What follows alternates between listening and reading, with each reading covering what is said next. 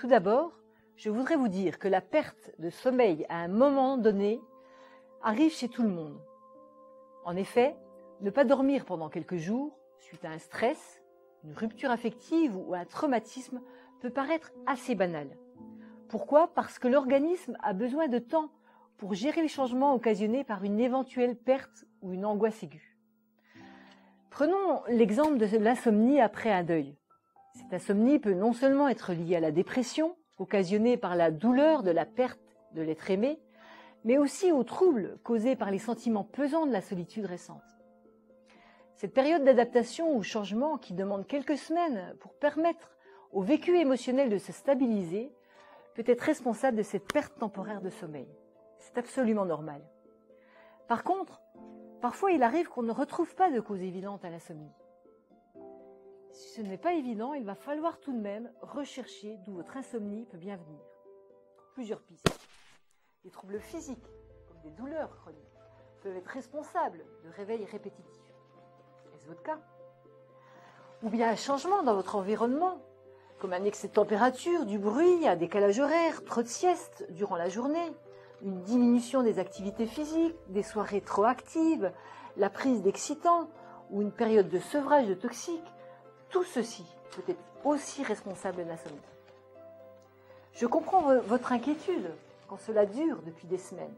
Il n'est pas anodin que l'insomnie persiste au-delà de quelques jours et que pendant plusieurs semaines, vous ne retrouviez pas votre sommeil. Pourquoi?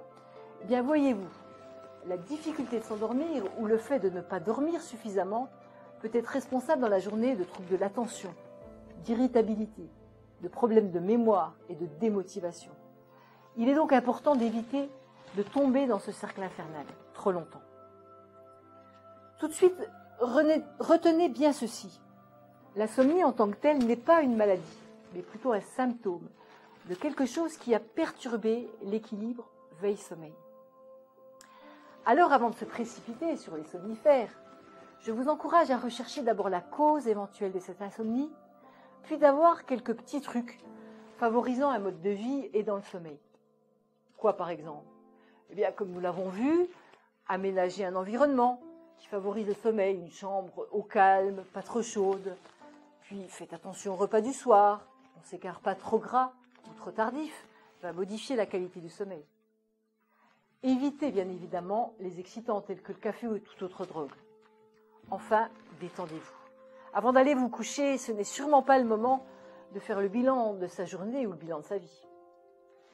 Et si tout cela ne suffit pas, sachez que les somnifères doivent vraiment n'être utilisés que ponctuellement, quand cela est nécessaire pour briser le cercle vicieux d'inquiétude, d'angoisse et de fatigue.